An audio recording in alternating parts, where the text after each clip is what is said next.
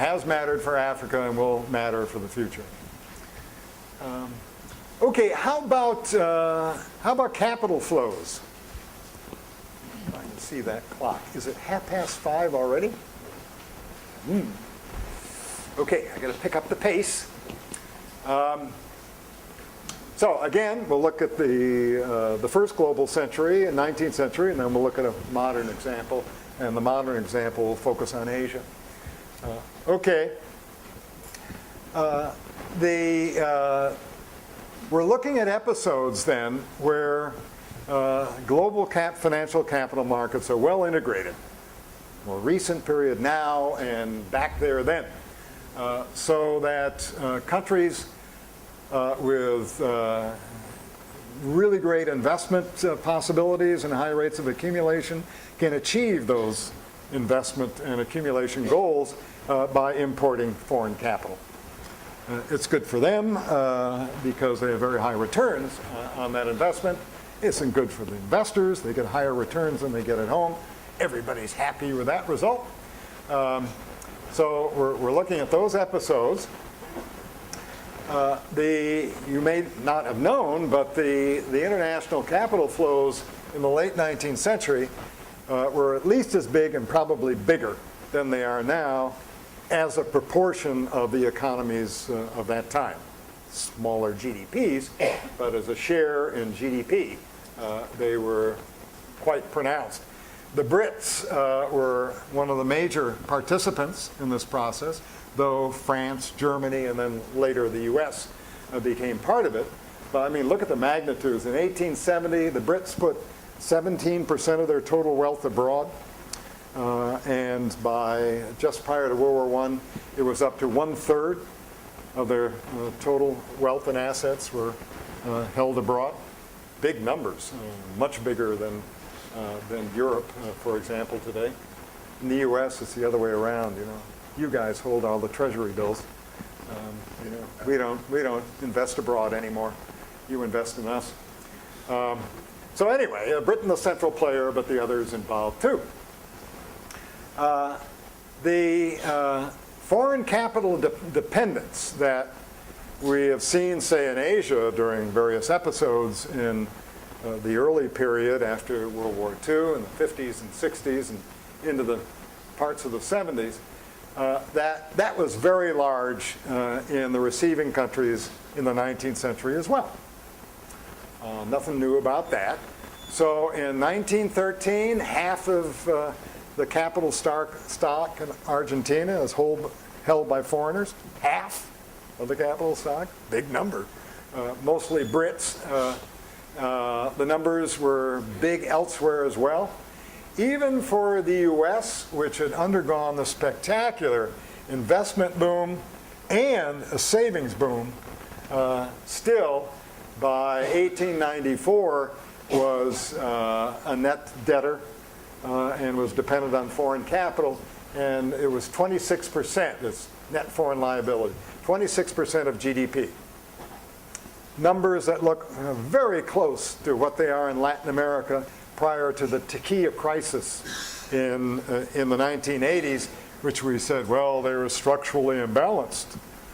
That's what American economists would say, looking at Latin America. Excuse me, so what were we in 1894? Structurally imbalanced, I guess.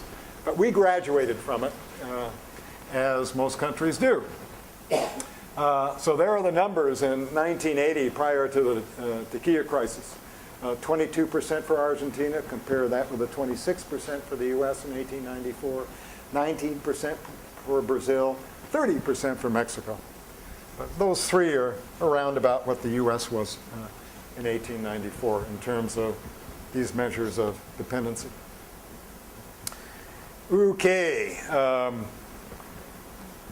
And as a share of gross fixed investment requirements in the receiving countries, the numbers are similar.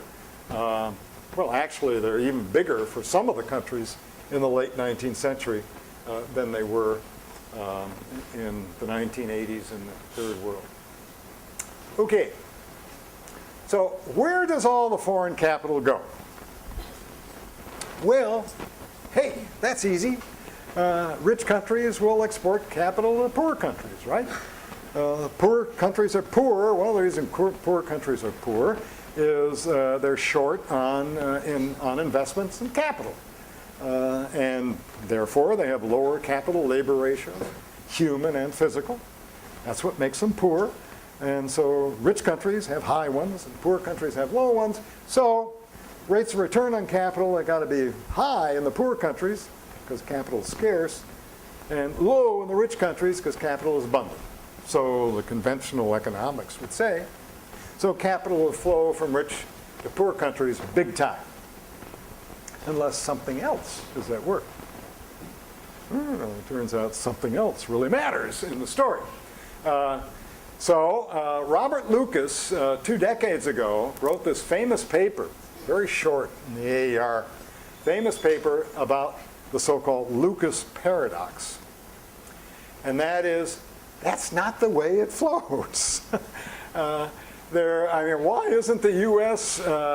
Investing tons of money in India according to this standard view? Capital labor ratio is very low in India. Rates of return on it must be high. Why isn't the U.S. exploiting it? Because they were not in 1970, or that was his observation. When Lucas wrote that article, he said, I'll bet it's also true of the late 19th century. And it turns out he was absolutely right. Though no one had paid attention to that, and it turns out he was absolutely right. Very little of British capital exports went to poor countries prior to World War I. The vast majority of it is going to rich countries in the New World, U.S., etc. Only a quarter of it goes to Asia and Africa, where 2/3 of the world's population resided. So there's the Lucas paradox again. What's going on? What's going on is there is something missing in the story, and what's missing is, if you're looking at the 19th century, it's where are the cheap natural resources? And the cheap natural resources will suck in the migrants and suck in the capital. So capital will chase after the migrants to combine themselves with the abundant natural resources, land, and mineral resources, and all the rest. This position, I think, sounds in the 20th century, would be converted in the 20th century in terms of not so much natural resources, but human capital. It doesn't have to be tertiary human capital, but literacy and all the rest. But both of those explanations, this capital chasing after labor, capital chasing after immigrants, both of whom were chasing after natural resources in the late 19th century and chasing after human capital in the late 20th century. Those two explanations don't say anything about demography. And all afternoon I've been pressing demography, so where does demography come into the story? Well, here's how it comes into the story.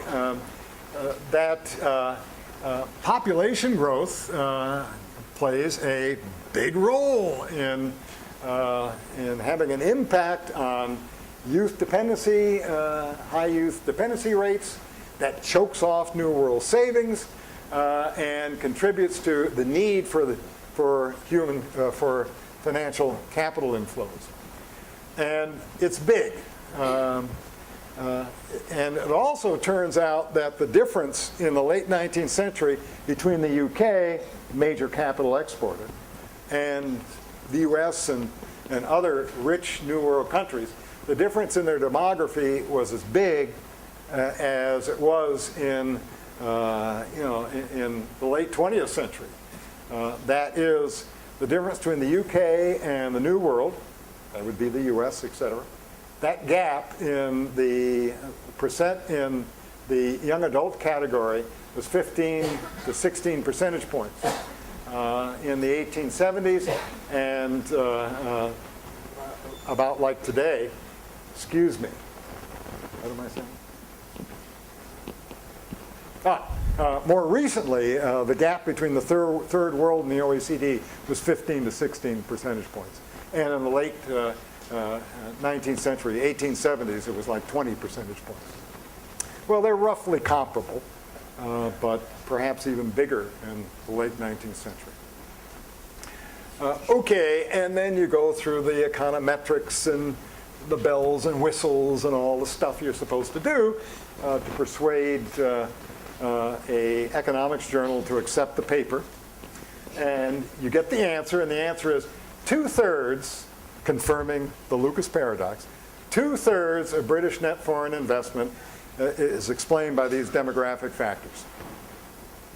That's what's shoving British capital abroad. It's these demographic forces that are doing it. Okay, now let's bring it up to more recent episodes, and that is the late 20th century. And we're going to look at Asia and mostly East Asia and not South Asia, though we have evidence involving South Asia and Latin America and the Middle East. But I'm going to focus on East Asia, given where I'm standing. The canonical case is South Korea. It's just dramatic how things changed in the 1970s in South Korea. In the 1970s, Korea was very dependent on external capital. And since a lot of it is coming from Japan, and in 1970s, Korea was not feeling all that good about Japan. There were still leftovers from World War II. They wanted to reduce their dependence dramatically. So they were so concerned about it, they called in a World Bank team to try to answer the question, why are domestic savings so low in South Korea? Well, you know, they're higher than it is probably in the Philippines today in a percent of GDP, but low compared to what they needed in terms of investment requirements. So a group went. I was part of that group. I don't think I had any impact whatsoever, but I had a good time analyzing the problem. Just 5 or 6 years later, everything had switched. Korea had become a net capital exporter. Their current account balance switched from a negative number, that is importing a lot of external capital, to a positive number, and that's about as big a switch. From -8 to +3, I mean, that's a big switch over a short period of time. That is just a decade. And over that same period, the dependency rate in Korea, as it started going through their demographic transition, declined by about 12 percentage points. And the working age share increased by the same amount. Now, is that a spurious correlation? Or is the demography causally contributing to the switch? Well, first you have to offer a theoretical explanation that would suggest that it ought to be causal, and then you got to do the empirical work to see whether it's causal. And when you do, you find out yes and yes.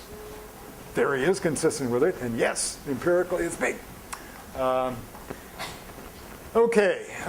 So anyway, that's what some folks thought was going to be the result, me included. And turns out, yay, I was right. And furthermore, it's hard, of course, to just take a sample of one and then generalize from it.